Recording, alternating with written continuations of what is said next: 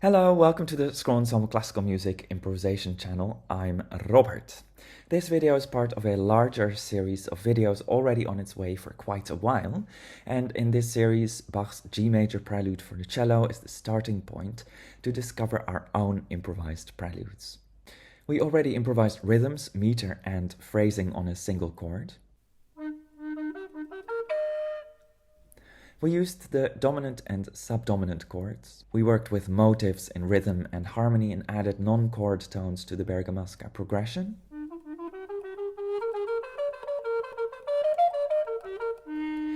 And in this video, if we add a pedal point to that bergamasca progression, we get yet another progression, or maybe a kind of cliché, one might say, which was used by many people in that time, which is nowadays called the Quiescenza. The Quiescenza is a name coined by Robert Gjerdingen, and his idea in the book Music in the Galant Style was to show how there are all kinds of harmonic patterns and their typical melodies that are used by basically all composers in this style, kind of like clichés or particular ways that we use language that everybody does. Many of these clichés were used in the teaching in Naples in the conservatories of the 17th and 18th century as well. And the Quiescenza only started being taught later on, for example by Zingarelli in his Regole from the beginning of the 19th century, as you can see here. This is from Zingarelli and his Partimenti and Regole. If you're interested in Partimenti, of course, there is a little video series about that. Gjerdingen called these clichés schemata, based on a theory in psychology, and you can find many videos and explanations about these principles online, so I won't talk more about this here. The Quiescenza was a typical pattern to start a piece of music, as Bach does in the Prelude as well. It's a super useful pattern to learn by heart and in some useful keys. As was pointed out before, what is typical is that there's a pedal point, the tone that keeps going, that's this one, it's always the C, and this typical succession of 4 harmonies on top of that. There are some variants, but there's a bigger video on Patreon if you're really interested in diving into the Quiescenza a bit more. And we can see here that a specific kind of tension is built up. 5-3 is just a normal chord. 6-4, 4 is still a dissonance in that time, although especially now, but also then they didn't really hear this chord as a dissonance, but it's a little bit more exciting. Then this chord is even more exciting, and then we go back to the 5-3, just the beginning. If you're curious about these figures, you can also watch this video series where I explain what they are. On a keyboard instrument, the basic form is pretty easy. Simply play the chords and the bourdon bass. You can repeat the note, or you can also imagine it just tied over, especially on organ. And then you can try to play that in different keys. So this is in C major, and then you have a C in the bass, and then third and a fifth above that, etc., etc. So if you were to do this in F major, then this would be an F, an A, and a C.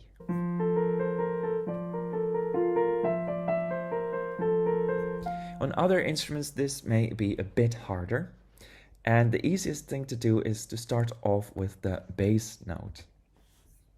So here you can see just the note C, and like in the example by Gjerdingen and Zingarelli, let's start off by just deciding a meter, so 4-4, and every bar of 4 beats, like here, we start with the pedal point, with the C.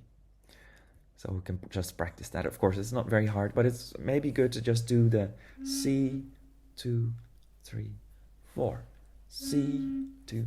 So you really feel how this C starts every bar. Next, you can see that there are 2 other notes that form the chords above this. Of course, you can also double this, and there's some other options here. For instance, you could have also added the F and even the G, but these 2 melodic lines are the 2 most basic ones that you kind of need to include for this version of the Quiescenza.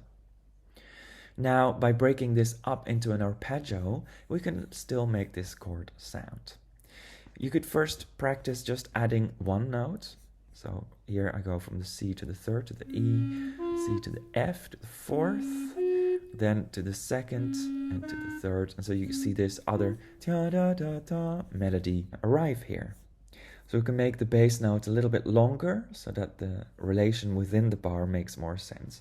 The pedal point is sort of most important, and the longer that is, the more we kind of feel that it's really a continuous line. The other option could be to do tiom bum bum bum and always come back to the pedal point at the end.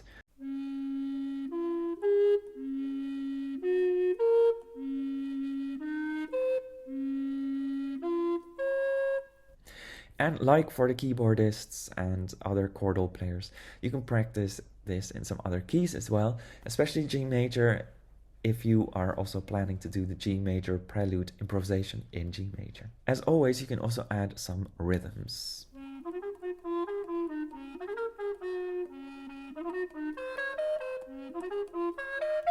So now let's have a look at how Bach uses this idea. I will show you how it corresponds exactly to Gerdingen's prototype printed above. So first of all, from the figures that I added, the numbers here, you can already see that indeed it's exactly like the Zingarelli and Gerdingen example. 5-3 for one bar, 6-4 for one bar, 7-4-2 and 5-3 again for one bar. So that's exactly the same. But you can also see at the start of each bar, here is a G, a G, a G, and a G. So just like in our previous example, when we expressed this on a melody instrument, we also had our pedal point first in the bar, and then the rest. In this case, Bach also repeats each chordal figuration twice. So this is the whole thing already, and then it comes a second time, and here, and a second time, and a second time, etc.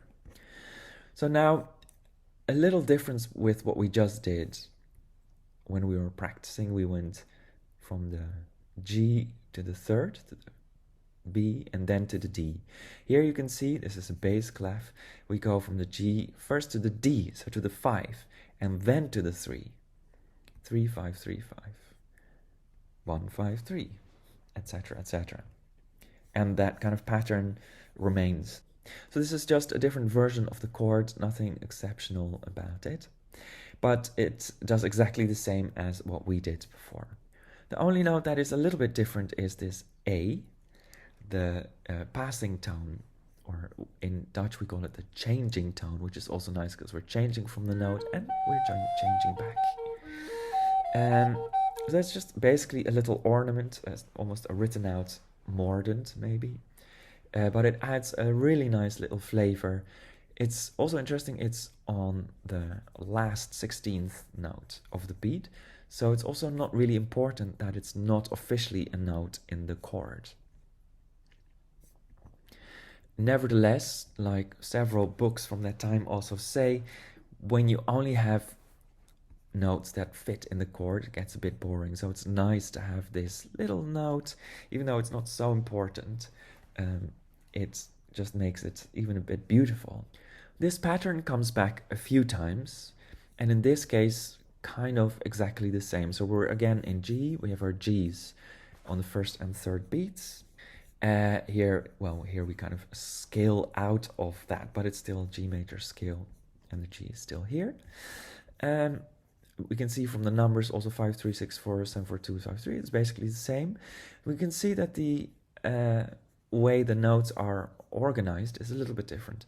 This, in fact, is 4, 6, is like we practiced before in our cliché example. Here, Bach goes back to the beginning again. This is a bit different though. So we start also with the third, as in our own example. But then instead of then going to the fifth, we go to the seventh.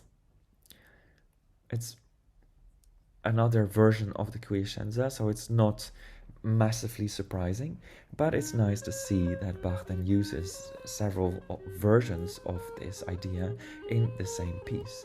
So even though this is sort of the reiteration of the theme, it's really quite different, and yet still very recognizable. So this one is a bit more for the nerds. Whether this is really a quiescenza is debatable. For example, is the pedal point really the D, or are the harmonies changing? So here in this bar, the lowest note is the D, and we are in D major, so I think this is still pedal point D. Here it's a bit of a question, isn't it?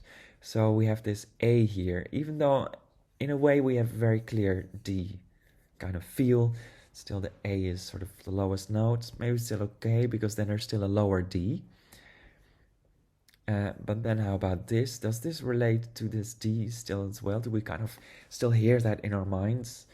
Or do we really hear this as a separate G major chord with the G here as the bass? Here, of course, the D is there. And this is the biggest question for me. That is where you need that kind of dominant chord on top of the pedal point. And the pedal point would have started here then, in terms of reminding us of it being the pedal point. Do we still feel and remember that here, or do we really just feel this as a separate chord? I'm not sure. That's for you to decide. Also, the organization is a bit higgledy-piggledy, of course. So before we always saw there's one chord per bar, and then we just move on to the next. Here we have the chord for 2 bars, kind of.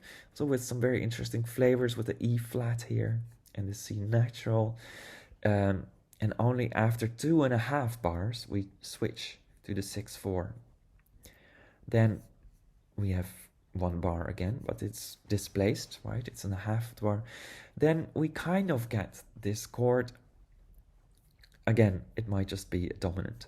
But if we imagine the D going, then we have the right notes kind of here. But it's a little bit different. Now, for those of you who are aware of partimento theory, you might see that this is in fact a cadenza doppia, which is a type of ending figure. So how interesting is it that it's so close to the quiescenza, which also according to Gjerdinger can have that same function of repose and relaxation. Here, also the opening chord is extended a bit with this interesting row of chromatic rising notes. But you might also just see this as a separate thing. It's just the pedal point with a chromatic melody and not a 5/3 chord. The 6/4 is probably regular, but it's interesting to see again in a different disguise, so to speak. So our pedal point now has been moved to a rather unimportant place in the bar. So apparently Bach wants us to listen much more to this G, which makes a lot of sense because that is the one that becomes dissonant against the D here. And that comes out really nicely when you organize the notes like this. That also leads us to this chord, which is a bit different. So here we would expect a 2/4/7 for the quiescenza, but instead we get the typical 5/4, where just the 6 from before goes 1 step down to the 5 to make a lovely dissonance with that upper note. And then, instead of just resolving to the 5/3 that we would need there, and it being the end of this, Bach still includes a 7 as well, which has a very strong implication. We're still not done, and which is the note that leads us to the 3rd in the final chord. So this is a cadenza doppia, but it's interesting to think of how it relates to the quiescenza as well. If you know it, or if you sort of understand the concept, it's very useful to learn this by heart as well. It's a great way to end almost any piece. They used it a lot back then, and so yeah. But of course, if you want to get a few lessons on this with me privately, or if you're like, oh my god, we need a video on a cadenza doppia, there are a couple online, on YouTube in any case, but maybe you want it specifically related to our melody practices, then let me know. So a typical feature, I think, of Bach is that he will start a piece with an idea, and this idea can be changed and varied so that it can be used in different functions. So the same motivic material can function as the opening, as we saw in Bach. It can also be the end with some little tweaks. Then here we can see in bar 8, we have the same start as the beginning, but we're in E minor here, or hinting at that in any case. And then here we have also the 6/4 chord that we would expect next, except with a C sharp instead of a C natural, which would be the note that we need here normally. And the C sharp is then used to modulate to the 5th degree, or the dominant. So you can see that the same material is also used to modulate. Here in bar 31, Bach uses it as a sort of development technique, where, or maybe it's also a variation. Well, it's up to you how you see that, where you see the typical 5/3 chord, but then next is immediately the 4/2, or you could have also added a 7, which is the final chord of the Quiescenza before we get to the rest, or rather the penultimate one. And then he goes back to the 5/3, 4/2, 5. So here, instead of this logical stepwise movement through the chords, we actually go back and forth, perhaps to build more tension, then going up, and even there still playing a little bit with this idea of the 4/2 and the 5/3, this dissonance of a second and a relaxation into a third, which we see here developed into a sequence going into that end that we already just saw for the cadenza doppia. So now the exciting moment, but you will have had to do a bit of practice on the Quiescenza and really feel comfortable with it before you can get to this. The question, how can we integrate this new knowledge that is also not new knowledge, because we've been developing these chords and these ideas and rhythmical motifs from the beginning, but how can we then connect that to our previous ideas? So one idea could be to use a very dumbed down version of Bach's basic form. So we have the Quiescenza opening, which you can do with other motifs, rhythms, and ideas in other keys, so it doesn't have to sound like Bach.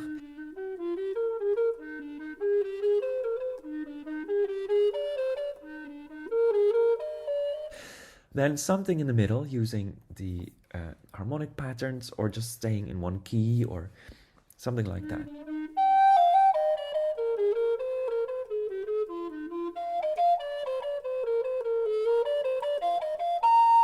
Then you can get the Quiescenza to come back in the middle. If you know how to modulate, you can do that here and put the Quiescenza in a different key.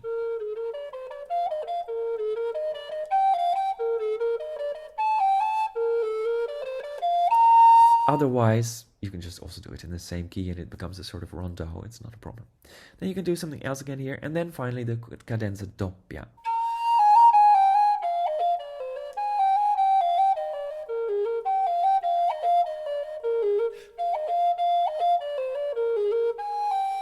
For which you could even use literally the version I wrote out, or that Bach uses. And also, of course, for the Quiescenza, so that actually the only thing you're improvising is the things in the middle first. You can turn it around, etc., etc. So I think that will be loads of fun, and I would love to hear what your results are, how it goes for you. I will also leave a bigger version on Patreon. Hopefully you enjoyed this video. Join us on Patreon to hear examples, get more materials for other videos, and soon there will be also a whole big video on the Quiescenza, although it seems like this video has turned out quite big as well. Like, subscribe, comment, share your improvisations with us, and share this with other people as well, and see you in the next one, our final video on this topic.